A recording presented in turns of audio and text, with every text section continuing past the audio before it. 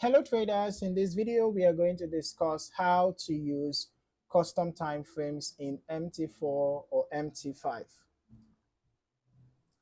So custom time frames allow traders to analyze charts beyond the standard MT4 and MT5 intervals. All right, the first step is to understand default time frames. Okay, the common default time frames include the M1, right? The M5, the M15, the M30, H1, H4, daily, weekly, and even monthly, all right? However, custom timeframes provide additional flexibility, okay? So the second step is you can actually, decide to check, online if you can find any script or indicator that has the feature of custom timeframes, which can assist you in getting that. Or we can also check our toolbar here.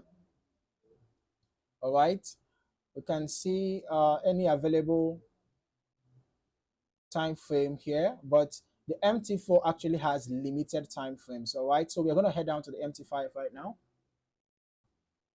All right, so we're at MT5 right now, and you will notice that MT5 actually has more time frames. As you can see, we have the M2, we have the M3, we have M4, M6, M10, M12, M20, H2, H3, H6, H8, H12, right? So you can see additional minutes, additional hours, right? So if you are using MT5, you can actually add these, as additional time frames, okay? But these are available on MT5. Okay, MT5 actually provides more flexibility. Okay, now custom time frames can help traders study price action at more specific intervals. Okay, so a quick recap for you: to use custom time frames, you need to understand the default chart intervals. Then you can also check if you can find any scripts for MT4, or you can just use the built-in tools in MT5.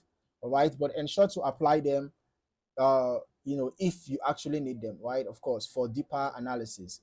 All right, so if you found any value in this video, don't forget to like and subscribe. Also turn on your notifications so you don't miss out on more valuable trading content. Thank you for watching. I look forward to seeing you in the next video. Happy trading.